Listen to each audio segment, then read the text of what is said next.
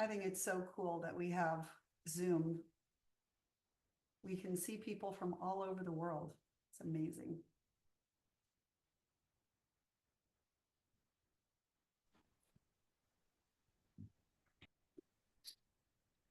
And Hello, Naomi, Tamar. hi, we've got Naomi also from Wilmington. Hello, everyone. We're going to get started here in just a couple minutes. Going to give everyone a couple more minutes to trickle in. Great.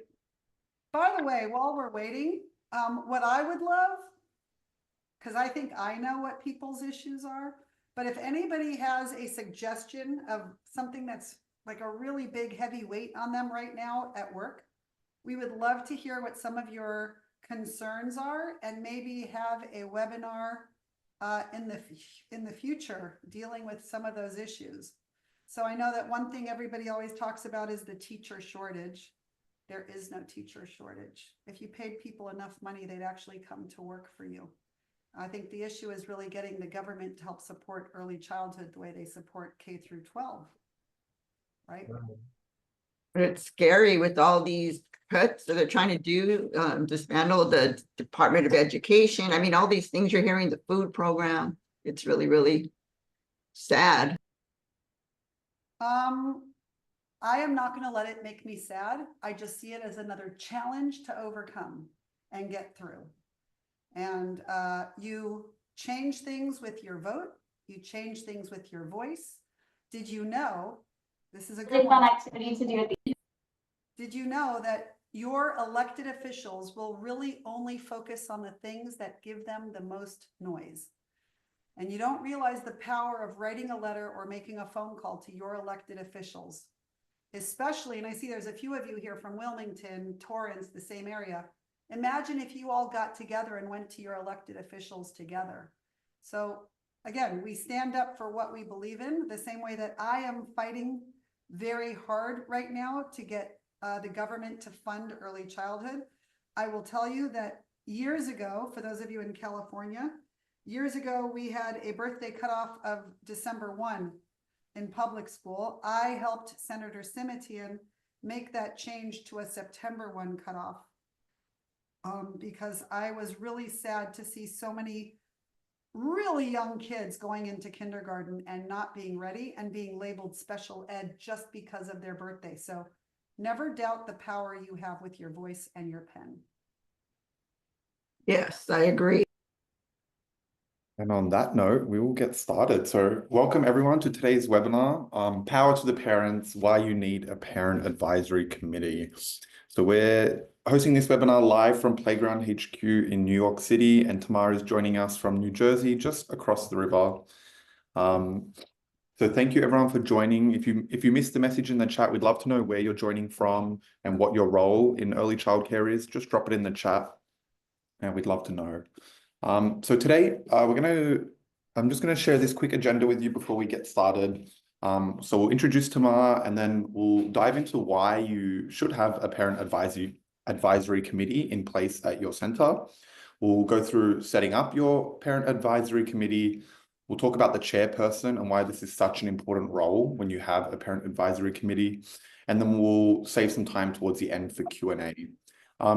If you have questions throughout, feel free to drop them in the chat. You don't need to wait to the end. We'll get to them no matter what.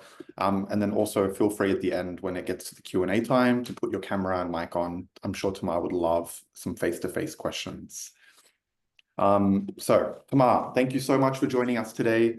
If anyone's been to a Playground webinar before, you may have met Tamar. She's an ECE professor, author, industry expert. She's been in the industry for 30 years now, so you're in great hands today. So yeah, thank you everyone for joining. I'm going to pass it off to Tamar to talk about why we need a parent advisory committee. Okay, and it's a really great program. So a little bit about why. I ran a preschool, my first preschool that I was the director of, and small preschool, small mistakes, big preschool, big mistakes. And one of the first things that happened when I took the job was they asked me to come to somebody's house to meet all the families and get to know them. And I had questions thrown at me from everywhere. Are we going to be NAEYC accredited? We've heard other schools have this. What's your curriculum? What's your pedagogy? What's everything else? And one of the first things that I said, and really I hadn't given much thought to this, but one of the first things I said was, well, I work for you.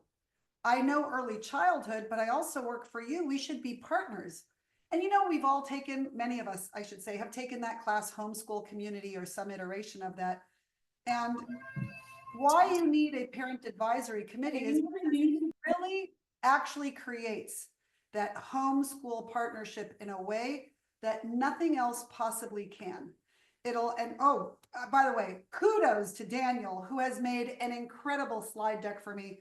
I can say this stuff, but I don't know how to design it beautifully. And so Daniel, bravo to you. So yes, it strengthens your family school partnerships in a way that nothing else does. And not only that, but it enhances communication in a way, because many of us, and again, at the height of my career as a preschool director, I had a school with 365 kids. And I was also something called a California mentor director. So I was helping directors all across the state and the country.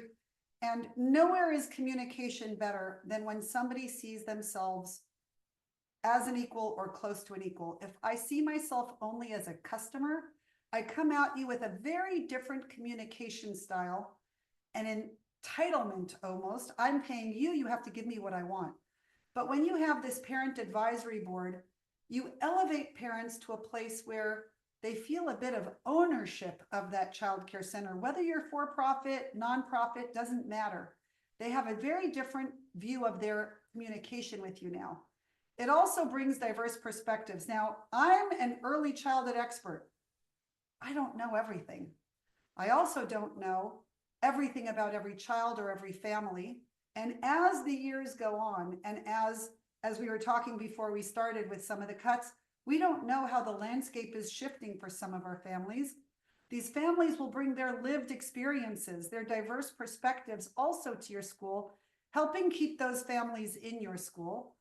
It supports school initiatives, and I'll get more into that, but it supports school initiatives. They're going to be your ambassadors of Kwan, if you know that movie, Jerry Maguire, and it improves program development. And by the way, any questions that you might have, throw them into the chat, and Daniel or I will kind of glance over, and if there's something related directly to what I'm saying at the moment. Anyways, okay. And so what happens then is, I want to go into a couple of these just specifically. So first of all, support school initiatives. I want to say not only school initiatives, but school changes. I'm going to take something that's positive and I'm going to show you something negative. I want to bring in, let's say, a 12-month school year instead of a 10-month school year. And that could be a whole other webinar. I actually believe in the 12-month year rather than the 10-month year. It is better for kids. It's better for your bottom line. It's better for teachers. It's better for everything. But we can talk about that if you want after the webinar too. I'm happy to stay on. But let's say you're trying to make that change and you've got a little bit of a pushback, right? So some families out there, in your 2-year-old, 3-year-old class are like, well, I take off for the summer. I don't want to have to pay for the summer. They're going to only come to you if you're the only one making those decisions. But if you already know that you want to go to a 12-month school year, and again, you can translate this to any initiative you want to make. You want to go to a 12-month school year, and you've run this by your preschool advisory committee. The preschool advisory committee hears your reasons why, the rationale, etc. They now say yes. Now, instead of Tamar Andrews making the decision to go to a 12-month school year, the preschool advisory committee has made the decision to go to a 12-month school year. Do you see how that's a lot different? Because I might have friends on that preschool advisory committee. So if I say to my friend, I don't like this idea very much, my friend is going to say, well, I'm on the preschool advisory committee. I heard all the opposing views, the positive views, and I got to say I voted for it. That person's not going to be as upset. They might not even be at all upset. But if it's only your decision with no input from the families, they might actually leave your center. So it supports school initiatives. So that's the kind of the negative, the positive one. The negative one, imagine, for example, you have to let a teacher go. a beloved teacher. Everybody loves this teacher.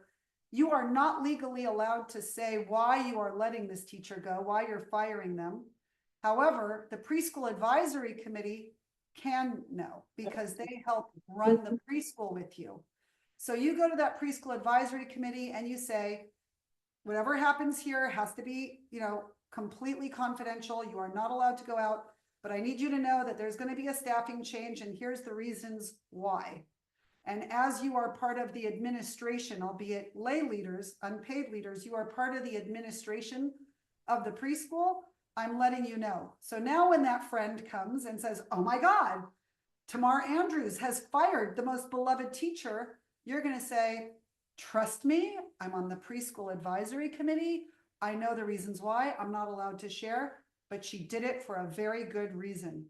They're going to believe their friend on the preschool advisory committee much more than they're going to believe you, because the teacher might be spreading all kinds of lies, rumors, innuendo, and could be giving a completely different reason for why they were let go. I will tell you that over my career, this has saved me in so many times where I thought, oh my gosh, what am I going to do?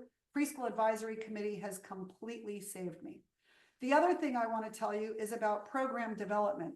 So I know that times are tough right now, but many of us have programs where you've got a couple of parents or companies that they work for that might actually have some funds. Let's just say that I want to do a new playground, or I need to replace the sand, or whatever it is. I come to the preschool advisory committee. And by the way, I always give the preschool advisory committee some say over the budget. They might not have to see the whole budget, but they could see the operating, supply, and materials lines, right? And I say, listen, here's the money we've got. This is all I've got. Here are the things that we need to get done. I'm going to leave it to you to put in hierarchy which ones we're going to fund. And the parents will often say things, and this is great. Oh my gosh, but my kid needs to have both of these.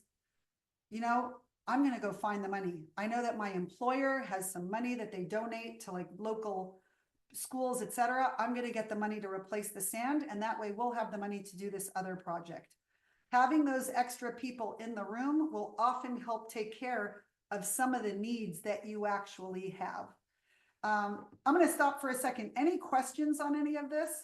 Because I know I talk fast also, but I have so much to get covered. Okay, if you guys are good, I'm going to keep going. So setting up your parent advisory committee. Now here is where you really have to make the, I'm going to say the batter. You've got to really measure the ingredients into your batter exactly well, or your cake is not going to rise, it's going to flop, and it's not going to taste good. So number one, you've got to set these really, really clear and very well articulated goals and expectations. What do I mean by that? So when you do this, before you even have your pack, you should find like that one parent who you think is just phenomenal. They might have several kids, and you think that they're going to be willing to stay in your center for a while. You go up to them and you say, hey, I'm putting together a pack, a preschool advisory committee. I'd love for you to head it up. Have that person work with you to set the goals and expectations so that they already feel that leadership position that they're in. Then what you do is you're going to set a clear vision of what you hope to achieve. And by the way, I'm going to give my contact information at the end of this webinar for anybody that wants to reach out and find out more or read my own. I can't share all of it completely because the school that I have left, I was working for a school. It is their work product, but I can share parts of it. I just can't give you the whole thing. I don't know if you know that, but you can share parts of the book. You can't give the whole thing out. Anyways, so you have to, set out what the PAC's role is. Are you looking for feedback on curriculum? Maybe not. Are you looking for support with fundraising? Do you want to support parent involvement? You have to set the goals and expectations for them. The next thing you have to do is establish roles and responsibilities. For example, I had a school of 365 children. I made sure that I had one PAC member from every class. I had 16 classrooms. So there were 16 positions on PAC. I would always get one from each class. And that way I had all the different ages represented. I also had my ambassador of Kwan for every classroom. So if there was ever an issue in a classroom, I knew that I had my go-to person for that class. You can also make your PAC class rep the same thing as like the room mom, right? You have to establish early on that their roles and responsibilities are not going to be just for their own child. So for example, we had a rule in our school that we had birthday cutoffs, but there was a mom on PAC who insisted that her child was so smart, needed to be bumped up. I said, listen, you're on the PAC. You can bring this issue to PAC and see if they're willing to let this slide, but it's going to be a slippery slope. And of course, she brought it to PAC and said, well, my child is really smart. All you have to do is tell a group of parents, my child is really smart, and everybody else goes, wait a minute, my child is really smart. My child is really smart. And all of a sudden they're like, okay, no, we're not getting rid of this rule. We're going to stick by the the age cutoffs. And so you should see how they even police each other. It's actually fantastic. You want to also make sure that they understand what the role of the chair is, the role of a secretary. There has to be somebody who takes the notes and somebody who's in charge of, like I had ad hoc groups, like the budget committee, the supplies committee, etc. Everybody had like their own little responsibility. Make sure that they understand that everything that happens in PAC is confidential unless something is said, we can share this with the community.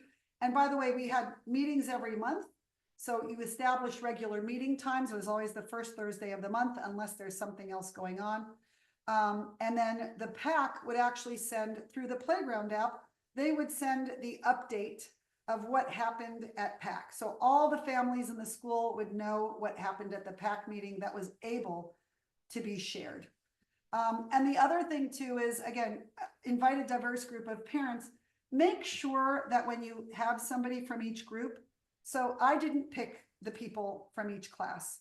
I would send out an application to everybody. I would say, who wants to be on PAC? Sometimes I only got one application from a class. Great, that's your job. Sometimes I got more than one. If there were more than one, we would take off the names and the current PAC group would actually look at their application and see what their reason is for wanting to join PAC. It was a process. And so this is how we established, if you will, the PAC. Now I want to go into the role of the chairperson, and this is actually the most important person. This is like the preschool director's second in command almost, because you've got your admin, your teachers that are on your side, right, on that side. And then you've got the chairperson who really is the head of all the parents. Any complaints, I promise you, once you have a well-established PAC, if somebody's not comfortable going to you, that PAC chairperson is going to be the one who gets all the emails. And by the way, we had an email, pac@thenameofthepreschool.com, which was really great. So number one, the role of the chairperson has to be an effective communicator.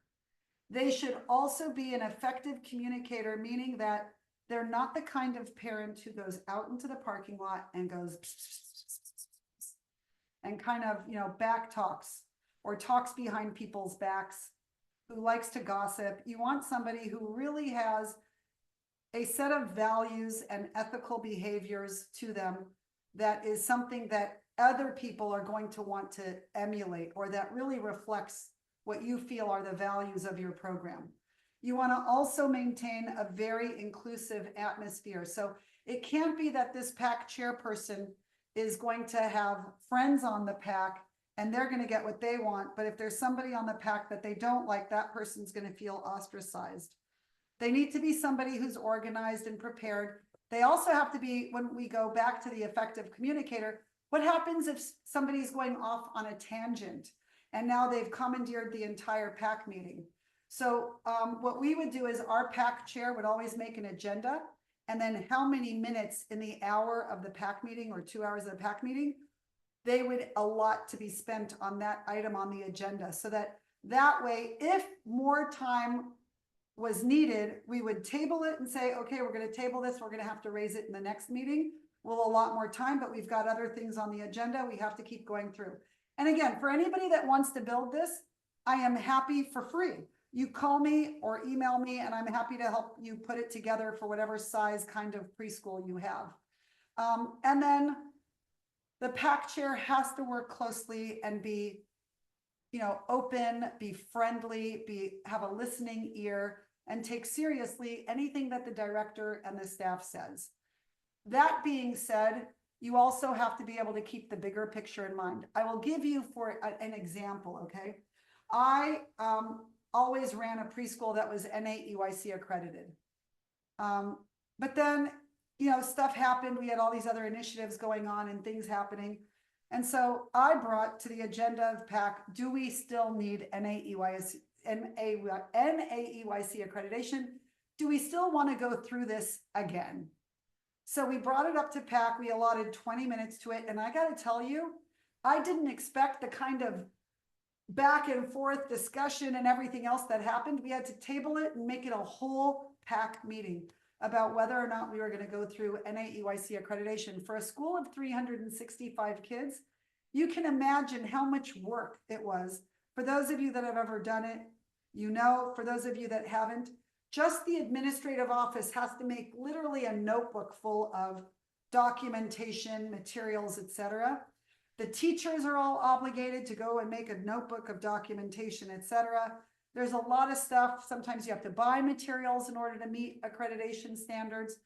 And so I was questioning whether or not, and I assumed that I was going to go into that PAC meeting and they were all going to take my word for it that we don't need it.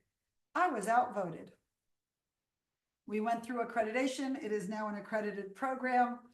Power to them. They're going through reaccreditation now this year. It's been 5 years.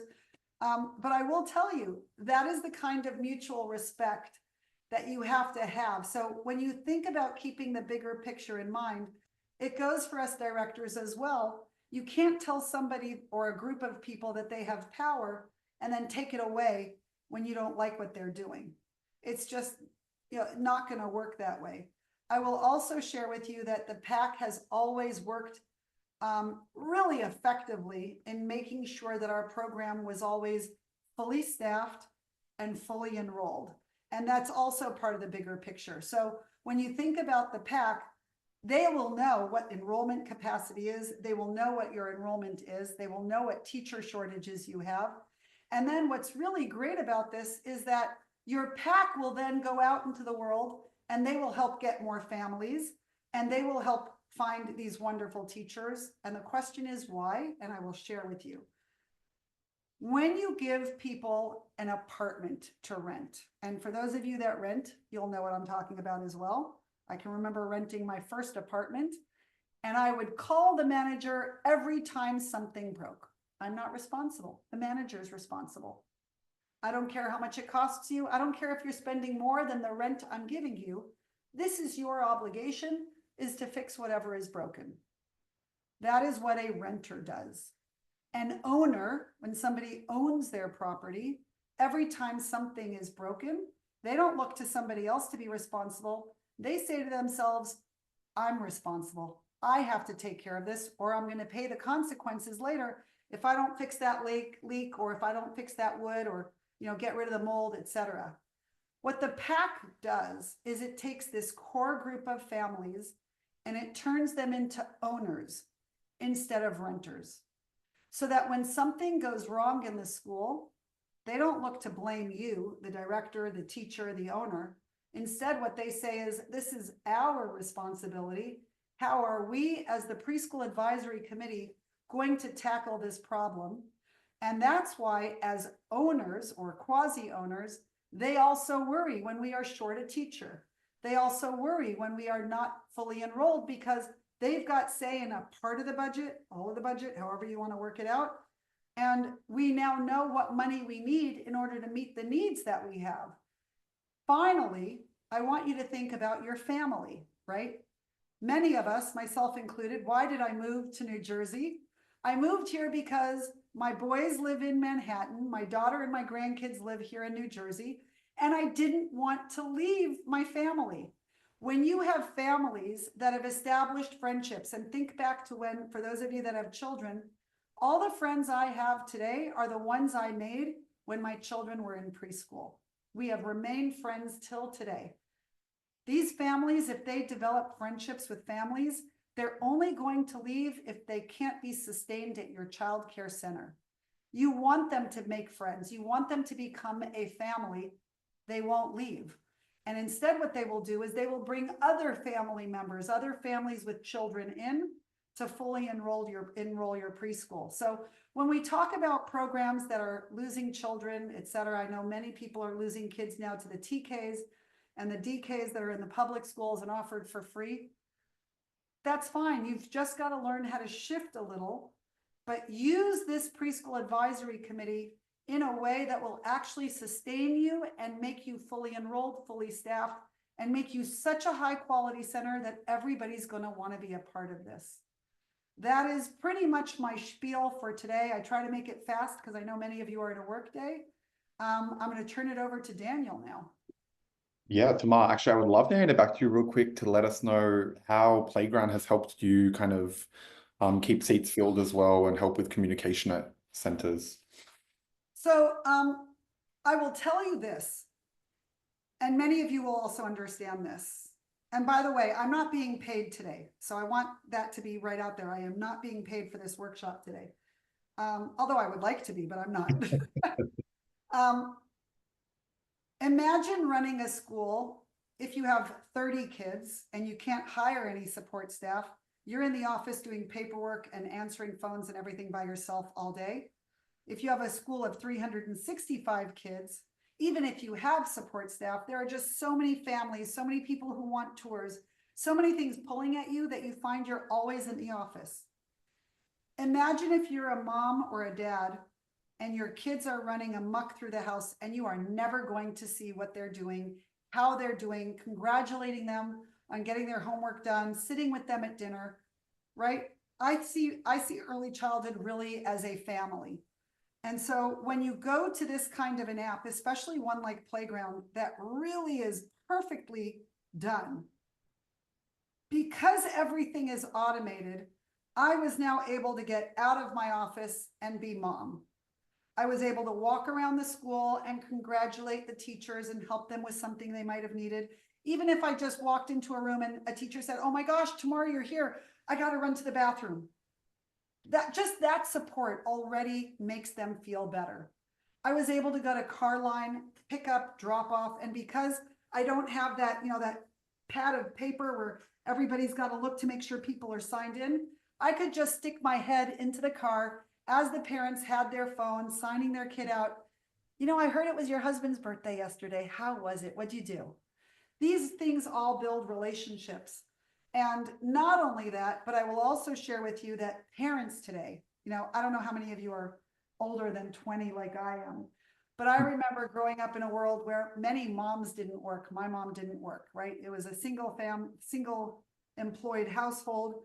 And so my mom was always going to school, etc. We saw her all the time. Nowadays, even two working parents can't always make ends meet. So imagine for a single parent who's running, they might have kids in two different schools, trying to get from work to school and from school to work, etc.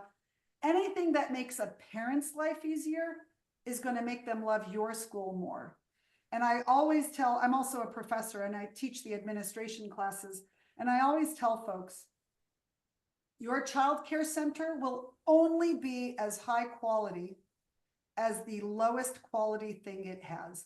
Because, Mark Antony, back in Shakespeare days, said, "We come to bury Caesar, not to praise him. The good that men do is often interred in their bones. The evil lives after." We don't remember the good stuff. People focus on the negative. So if your car line takes too long, your sign in and sign out takes too long, you don't know where a child is, you don't know how many teachers, or you don't know if everybody's been picked up. If that is the weakest part of your program, if your enrollment takes too long, if billing is keeping you in the office for hours at a time, whatever that weakest part of your day is, that is the level of quality of your center. I don't care how good your teachers are. Parents and teachers are only going to remember the weakest link in your program. By having an automated system like Playground, I was able to do what I loved about being a director, and that was connecting people, meeting people, making them feel ownership and part of the family. For sure. I love that, Tamar. And I think one of the things that I've noticed and what I've heard from customers, and I may be a little biased since I do work at Playground, but you know, one of the downsides of technology these days is there's an app for everything. You've got to have an app for this, an app for that. But Playground brings it all into one. You can pay your staff, you can let them schedule their PTO, you can manage the classroom, you can market your center. The list goes on. It's all in one place, one subscription. And it really does save a lot of time for these families and these directors, sorry. And before we go into Q&A, I did just want to share this. I think these guides and resources are really impactful. They're free. They're available to download now. Tamar has helped me write a couple of them actually. So we co-author these pieces together. We're about to release a new one next week, and it's all about staffing and professional development, how to train and retain the best team of childcare educators. And like I said, these are free guides. They're available now at tryplayground.com/resources. And that takes us into our Q&A. So you can either drop a question in the chat if you have one, come off mute. You're welcome to ask the question to Tamar directly. But I'm actually going to get the ball rolling. I had a question that came up while you were presenting, Tamar. How do we incentivize parents to join a board? Is there schemes or programs you can put in place to give them more of a benefit, or is their say at your program the benefit itself? Oh, that's a great question. And I'll tell you, you don't have to pay parents for this. The benefit is, I'll give you the two different examples. A parent who's not working wants to feel needed, and they want to know, you know, parents have a lot of guilt dropping their kids off at childcare. So when they join the PAC, they feel like they're doing something productive to help their child's education. And by the way, all research study has shown that the children who do best in school later on are the children whose parents were actively involved in school, because they felt like somebody was watching over them. So the parent who doesn't work wants to feel busy, and the parent who works has even more guilt because they're working all day. And so these meetings take place on Zoom at night. You can give the parent that's working a job that's easily done from their office or on the weekend. But I can go more into that nitty gritty if you want. I put my contact info in the chat. And I'm happy to go more into it. I also see somebody asked, how do you get the advisory board started? Mary, this is how you start it. You simply say, I want to have a preschool advisory board. You find that one parent, you just have to find the one parent that you think would be most likely to join, or you can send out an email to everybody, you know, a note through the Playground app and say, hey, I'm starting a preschool advisory committee, and give just 3 or 4 bullets about what the preschool advisory committee is going to do, and see what comes out from the parents, see who wants to help join you. And if you've got a group of them, then you can have this initial meeting and say, and I need to have a chair. And who would like to be the chair? And if more than one person wants to do it, have them have a conversation. Let's see, Dr. Jason Lodi, given the big difference between advisory, governance, management, how do you hold firm in the boundaries? Oh, so I will share with you. I always used to tell parents on the tour, I'm going to kind of go macro and then I'll go micro, that if the United States government ran really well, it would run the way I ran the preschool. My office was the executive branch. The parents were the legislative branch, and the teachers and the children were the, oh God, what is Congress? It's the judiciary, right? They would tell me if the judicial branch, they would tell me if they liked what we were doing. And the way that we keep this all different is, again, clearly articulating. So for example, everything in the agenda would have a little note by it that said either inform, discuss, vote. And some things were not up to a vote. They were simply a discussion for you to give me some help. Some were for advice. So I'm going to have to do this, but I need your help in how to do it. I always said that there were 4 decisions that the advisory committee would make. One decision was going to be democratic, right? One man, one vote, voting members on PAC. The other one was going to be not my decision at all. It was just going to be PAC and I was going to stay out of it. The third decision was going to be my decision with some of the input of PAC. And the fourth one was going to be just be straightforward, my decision. So for example, I have to fire a teacher. That's my decision. I have to let this one go. But then I would say now how to spread it to the families, that's going to have to be a discussion that we're all going to have. I hope that helped, Dr. Jason. I don't see any more questions, but I did say Tanya that says she has a parent advisory board already in place at her job. If you have any insights you'd like to share with us here today, I'm sure everyone would love to hear it. Oh yeah, I'd love to hear how it's going, Tanya. And we will be sharing these slides and a recording after this today. So don't worry, everyone, you will definitely get this in your inbox. No, I work at YMCA preschool, and we have parents that do the advisory group, and they talk about like collecting money. Like we go to different restaurants, and they will help us out with 10% or whatever they get to supply like uniforms for our school or fundraisers and stuff. We do plenty of that. And then they Yeah, Tanya, it sounds like you're talking more about like a PTA. So no, it's no, because at the Y they even have parents come out there and try to sell uniforms to help people that's in need that come to the center. got it. I do want to make, though, I'm going to make a distinction. So a PTA, a parent teacher association, or some schools will have like a parent committee that helps with like, we need volunteers for the potluck. We need to fundraise for something. And those are more like a volunteer kind of organization where they make sure that things that need more human help or more money helps. The distinction between something like that and the PAC is that PAC actually has ownership of the preschool. Not real ownership, but I mean, they have actual voting privileges, some governance, management, advisory, as Dr. Jason said, and they feel more ownership of a preschool. So I just, for all those of you that might have something, Paige, it could be both. And what we did at our school was that one member of the PAC was the head of the PTA. So she would, like, we would, in the PAC, we would discuss, new events that are coming out, et cetera. Like, we're going to have a book fair. So let's just call her Mary. Mary, you're in charge of the PTA. Mary, do you need anybody from PAC to help you with this? Otherwise, Mary's going to go get the volunteers for the book fair. So remember how I said everybody on the PAC had like a role? So one of the person's role was being in charge of the PTA and in charge of the money from the PTA. And then PAC would oversee the administration or the use of those funds so that nobody could steal it. I think that is it for the questions, but as Tamar mentioned, everyone, you have her contact information in the chat and she will be happy to